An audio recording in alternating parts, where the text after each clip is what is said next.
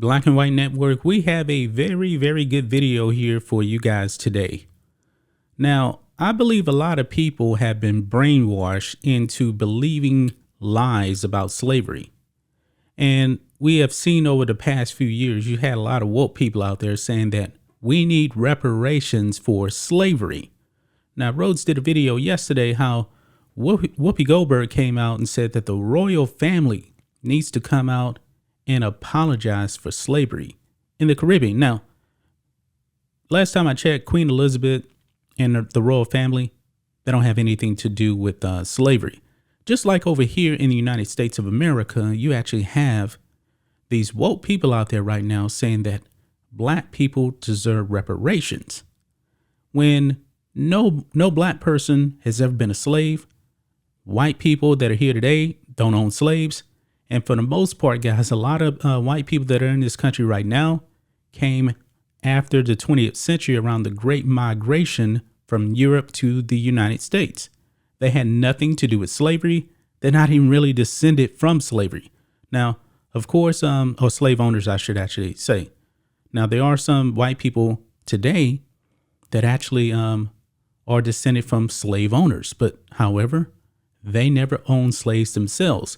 Now, when it comes to reparations, one bit part that is missing is it was actually called the slave trade, not a slave steal, not a slave steal. And Thomas Sowell breaks down some stuff in this video we're going to react to that the left really doesn't want you to know about. It was called a slave trade. Now, we've always heard the term, but everything was always been twisted to make you think that the white man was just going over there to Africa and stealing slaves. No, it was a slave trade. And folks, there was a lot of slave trade going on in Africa long before white Europeans came over to Africa. But let's go ahead. Let's dive into this video. This may actually open up some eyes here. Now, we've all seen Roots. We've seen the TV show. There's actually a newer version that came out a few years also as well. But let's go ahead and Thomas Sowell will break this down. And that's probably a reason why they don't really want to teach Thomas Sowell in colleges and universities, because this man drops the truth. So let's go ahead and react to this. The form in which the story of slavery has reached most people today has been along the lines of the best-selling book and widely watched television miniseries Roots by Alex Haley. Challenged on the historical accuracy of Roots, Haley said, "I tried to give my people a myth to live by." Wait a minute. Alex Haley said he wanted to give his people, black people, a myth to live by. Now, Alex Haley is also descended from white European ancestry, namely Irish ancestry too. There was actually a movie made, a TV series made in the early 1990s with Halle Berry called Queen. That was Alex Haley's grandmother. But let's move on. Contrary to the myths to live by, created by Alex Haley and others, Africans were by no means the innocents portrayed in Roots, baffled as to why white men were coming in and taking their people away in chains. On the contrary, the region of West Africa from which Kunta Kinte supposedly came was one of the great slave trading regions of the continent, before, during, and after the white man arrived. Yeah, because there's still slavery going on over there in Africa. It was Africans who enslaved their fellow Africans, selling some of these slaves to Europeans or to Arabs and keeping others for themselves. Even at the peak of the Atlantic slave trade, Africans retained more slaves for themselves than they sent to the Western Hemisphere. This pattern was not confined to West Africa, from which most slaves were sent to the Western Hemisphere.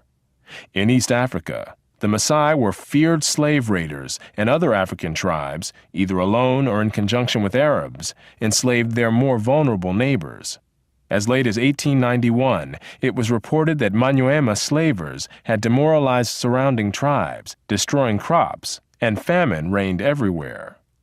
Even in the early 20th century, Abyssinians were still raiding other Africans and carrying off slaves.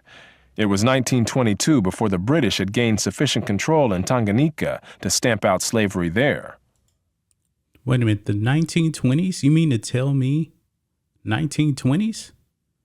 There was still slavery going on in Africa, but your dishonest woke academics want you to believe that the United States was the last country to wipe out slavery on paper. Not the case whatsoever. Slavery was going on, folks, all the way. All you got to do is read the Bible.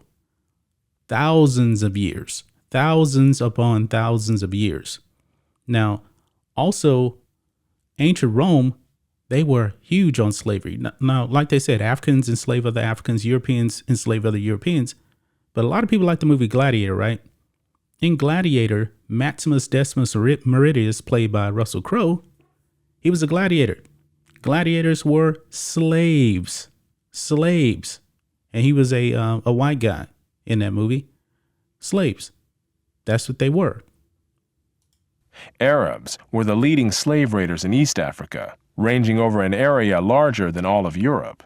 The total number of slaves exported from East Africa during the 19th century has been estimated to be at least 2 million. Despite the impression created by Roots, during the era of the massive slave trade from West Africa, a white man was more likely to catch malaria in Africa than to catch slaves himself. Facts. The average life expectancy of a white man in the interior of sub-Saharan Africa at that time was less than 1 year. By and large, men from Europe or the Western Hemisphere came to the coasts of Africa, bought their slaves, and left as soon as possible. Even so, the death rates among the white crews of the ships carrying slaves to the Western Hemisphere were as high as the death rates among the slaves themselves. It was only much later, after quinine and other medical measures enabled Europeans to survive where there were tropical diseases, was it possible for them to invade Africa in force and establish empires there. But by then, the Atlantic slave trade had already been ended. During the era of that trade, Africa was largely ruled by Africans, who established the conditions under which slave sales took place. The crew of a slave ship was in no position to defy African rulers and their armies by going out across the land and capturing people willy-nilly. The stronger African peoples captured and enslaved the weaker peoples. The same pattern found over the centuries in Europe, Asia, the Western Hemisphere, and Polynesia. Oh, slavery in Polynesia. Think about that, folks. I bet you that you don't hear that in school. You don't. Land. The Ngoni and Yao swaggered over and terrorized other tribes. In Uganda, the Baganda made life miserable for their neighbors. And the Nyoro and Hima of Anko enslaved Toro women and children. The Tutsi dominated the Hutu in Rwanda. The Maasai lorded it over the Kikuyu and Kamba. And the latter, in turn, held the Ndorobo in a kind of serfdom. It was precisely the fact that Europeans, except for the Portuguese, seldom participated in the raids that captured and enslaved Africans that enabled most people in Europe and the Americas to remain oblivious to the traumatic experience that this was. That's true right there, because think of this. The white Europeans coming over there to Africa, you think they were actually going to go into the continent of Africa and take slaves? No, they didn't know the terrain.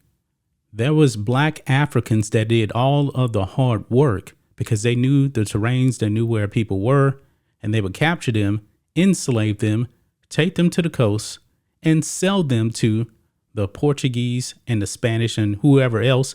And I don't think Thomas Sowell actually mentions this in this video. When it comes to the slave trade to the New World, 80% of African slaves actually went to South America. Only 20% went to the United States. He doesn't mention that in this video, but I know that already. With some Africans committing suicide to avoid capture and wives being whipped as they tried to cling to their husbands or children. Historian David Breon Davis pointed out that Europeans had little contact with the actual process of enslavement, and that as late as 1721, the Royal African Company asked its agents to investigate the modes of enslavement in the interior. Europeans typically saw only the end results, enslaved people being offered for sale on the coast. It was much the same story in the Ottoman Empire, where those who bought slaves had no idea what these slaves had been through before. So there you have it, guys. That is something that you will not hear in school. They're not going to teach you that at all. And it's kind of dishonest, folks. It really is. The slave trade was not a racially based thing. It was happening all over the world. And honestly, folks, to tell you the truth, probably every single person on this planet is descended from a slave, no matter where it was. The Romans actually, when it comes to the city of Rome in ancient Roman times, it was actually believed that 90% of the population was actually slaves. That's a high number right there. And the city of Rome was roughly like 1 million people at the height of its power in the ancient times. There was slavery everywhere. And when the Europeans came over to West Africa to buy slaves, they were going there because the market was already established. It is. The guys in the Middle East, the Middle Eastern people, they were buying slaves in East Africa for centuries before the Europeans came over to West Africa. But when it comes to reparations over here, if you want to get down to it on who should be paying you reparations, it probably should be these West African countries. They're not going to do that. They're not going to do that. But that's just my thoughts on this. What do you guys think of this? Black and White Network fans, did you guys learn something? Did you guys know this? Now, the majority of this stuff here, I already knew. I already knew that slavery was happening all over the world. Another thing also, by the way, that he didn't mention in this, Native Americans. Now, Native Americans here in this country, in the United States of America, the woke leftists out there want you to believe that the Native Americans were just innocent. No, they were enslaving other tribes before the Europeans came over here. And by the way, folks, when the 13th Amendment passed to abolish slavery, guess what? Native American tribes didn't want to give up their black slaves. They were the last ones to do it. And one thing about the past is that conquest happened. It happened. Empires fall. And when those empires fell, they enslaved the conquered people, regardless of race. The slave trade was not a racially based system. That's just my thoughts on this. What do you guys think of this? Black and White Network fans, let us know what you think about all this in the comments. Make sure you subscribe to the channel, and we'll catch you next time.